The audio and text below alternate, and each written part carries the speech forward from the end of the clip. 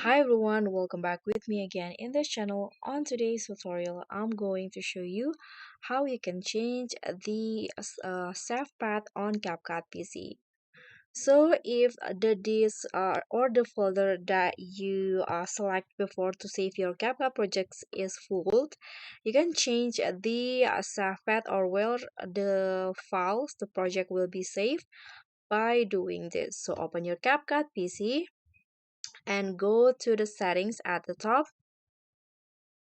Click on settings again, and here under the project tabs you'll see there is this save to options. You can see my current save path in here. And to change it, just click on this folder icon, then select the new disk or the new folder that you want.